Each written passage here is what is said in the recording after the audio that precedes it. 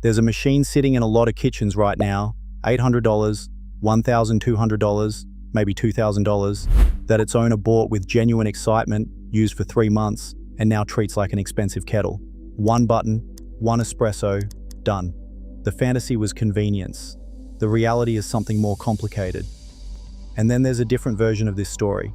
A person who actually should own one of these machines, whose life, schedule, and relationship with coffee would be genuinely better with a superautomatic, who spent $600 on a semi-auto instead because that's what the forums told them to do.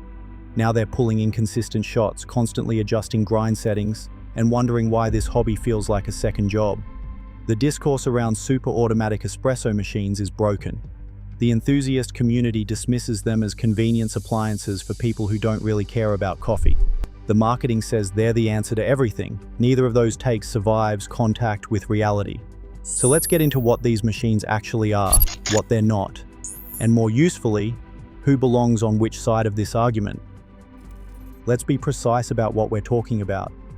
A superautomatic does the entire process in one button press, grinds the beans, doses into the brew group, tamps or pressurizes, pulls the shot, and ejects the puck. On most machines, milk is handled automatically too. The user touches nothing between whole beans and a finished drink. That sounds simple. The engineering behind it is not. The brew group alone, the heart of the machine, is a precision component with multiple moving parts, seals, and pressure channels. High-end units from Jura, DeLonghi's Dinamica line, Mealy, and Philips are not cheap appliances dressed up in chrome. They're genuinely complex machines. What they cannot do is give you control over individual variables in isolation. Grind size, dose, tamp pressure, brew temperature, and pre-infusion time on a superautomatic are either fixed, loosely coupled, or adjustable only through menus that change multiple things at once. You can't hold dose constant, adjust grind size, and watch yield respond. The machine doesn't expose those levers separately. If you want to pull a ratio of 1 to 2.5 at 93 degrees Celsius with a 9-second pre-infusion ramp, you already know superautomatics aren't for you, but that's a small fraction of espresso drinkers. The real question is whether most people who end up buying semi-autos actually needed that level of control, or whether they bought into an idea of coffee craft that doesn't match how they actually behave at 7 a.m. That's the uncomfortable question this whole category forces you to answer. Spend any time in espresso communities, Reddit, home barista, YouTube comment sections, and the attitude towards superautomatics is consistent. Tolerated at best, dismissed at worst. The word convenient gets used as an insult. The argument, if you actually care about coffee, you learn the craft. A machine that does it for you is a shortcut, and shortcuts produce mediocre results. There's a version of that argument that's true, and there's a version that's just gatekeeping dressed up as quality standards. The true part, superautomatics do produce a ceiling on shot quality that a skilled operator with good equipment can exceed. The burrs in most superautomatics, even expensive ones, aren't equivalent to a standalone grinder at the same price point. The brew group mechanics introduce variables the user can't touch. A well-dialed decent espresso or a Marzocco Linea Mini with a properly calibrated niche zero will, in capable hands, produce a better espresso than any superautomatic on the market. That's real, that's not snobbery. The snobbery is assuming that gap matters equally to everyone. It doesn't. The person who wants one solid espresso at 6:30 in the morning before a work call, who will never spend 40 minutes on a Saturday dialing in a new bag, who doesn't want to descal manually or learn to read a puck, that person is not failing at coffee. They have different priorities. A superautomatic serves those priorities well. The enthusiast community routinely conflates the best possible espresso with the right espresso for every person. Those aren't the same thing, and acting like they are has steered a lot of people toward equipment that doesn't fit their lives. So who is the superautomatic actually built for? Not the marketing answer, the honest one. The first group is high-volume households. 2 or 3 people, each drinking 2 or 3 espresso-based drinks a day, with different preferences. One takes a flat white, one takes a lungo, one wants hot milk with a shot. A superautomatic handles that rotation without anyone needing to know anything. A semi-auto in that same kitchen either requires one dedicated person running the machine for everyone else, or multiple people learning a skill most of them don't want to learn. The superautomatic wins that scenario cleanly. The second group is people whose relationship with coffee is about the drink, not the process. This isn't a character flaw. A lot of people who love good wine don't want to make wine. A lot of people who love a well-cooked steak don't want to butcher their own beef. Enjoying the output doesn't require investment in the craft. A superautomatic is a tool for people in that category, and it works. The third group, and this one surprises people, is experienced enthusiasts who have already been through the semi-auto journey and are deliberately opting out of it. People with years of barista-level experience who own a superautomatic as their daily driver, because they've already explored the craft, they know exactly what they're trading away in quality, and they've decided the time savings are worth it. That's an informed trade. That's not ignorance. The person who should not own a superautomatic is equally specific. Someone who genuinely enjoys the ritual of manual preparation, who wants to keep developing their technique, who drinks specialty single origins where extraction details actually shift what's in the cup. For that person, a superautomatic is a dead end. But that's a subset of espresso drinkers, not the whole market. Here's where the honest reckoning gets uncomfortable for the pro superautomatic side. These machines have a total cost of ownership that the sticker price doesn't reflect, and most buyers don't think about it until something goes wrong. Start with maintenance. The brew group, removable on most machines, needs to be cleaned weekly. The internal milk system, if there is one, needs to be flushed after every use or residue builds fast. Descaling runs every 1 to 3 months depending on water hardness. None of this is difficult, but it's non-negotiable.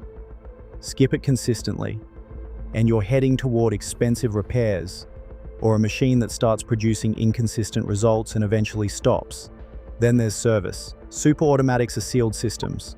When something fails inside, a seal goes, a valve sticks, or the grinder motor starts running hot, you're sending it to a service center.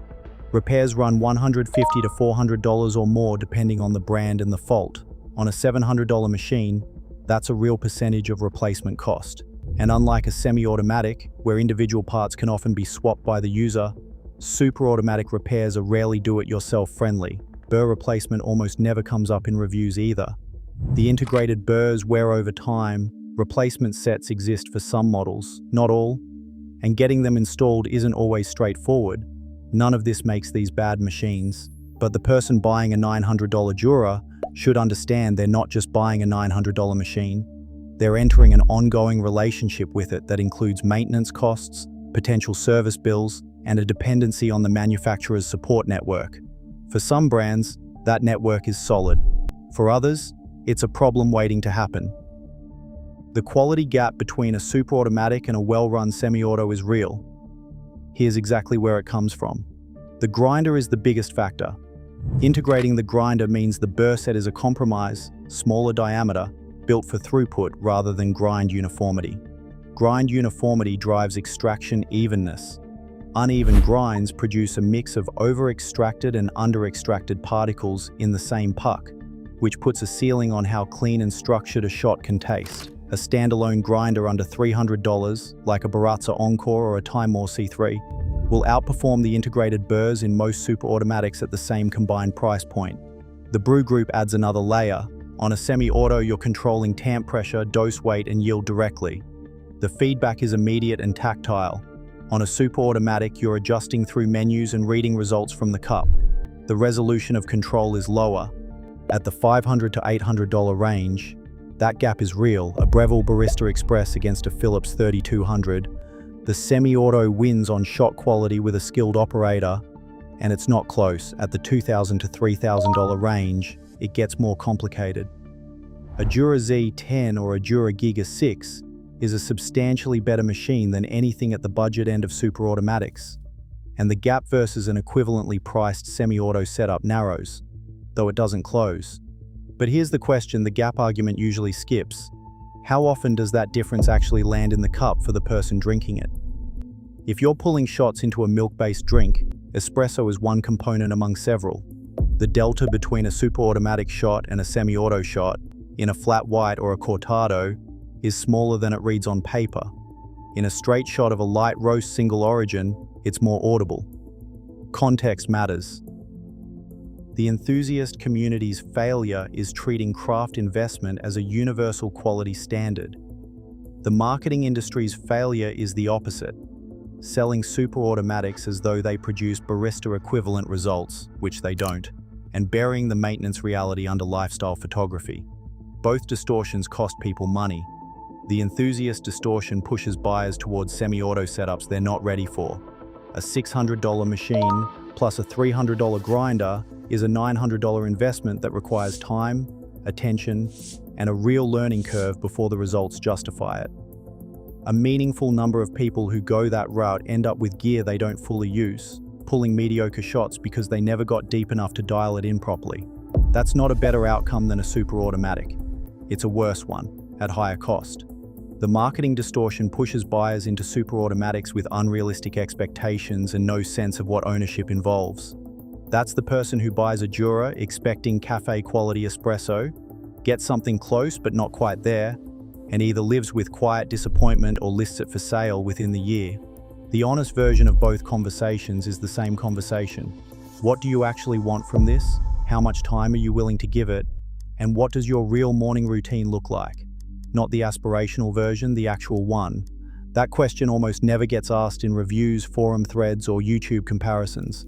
Everyone's too busy defending their own choice to help someone else make the right one. Superautomatics are not the villain of the espresso world. They're also not what the marketing claims. They're a specific tool with a specific profile, one that fits some people well and others not at all. If you've watched dozens of puck prep videos, own a WD-T tool, and have opinions about pre-infusion curves, a superautomatic is not your machine. You already know that. But you might want to stop telling everyone else they're wrong for considering one. If you want good espresso in the morning, without a ritual attached to it, drink mostly milk-based drinks and have other things to put your attention into, a superautomatic might be exactly right. Just go in knowing what the maintenance commitment actually looks like, check that the brand has real service coverage in your country, and don't ask it to do things it can't. The machines that end up gathering dust are almost always the result of a mismatch between the buyer's actual life and the fantasy they were sold, or sold themselves. That's true of $300 superautomatics and $1,500 semi-auto setups alike. Buy the machine that fits the life you actually have, not the one you think you should have, not the one the forum says is correct, the one that works in your kitchen at 6:30 in the morning when you're not performing for anyone.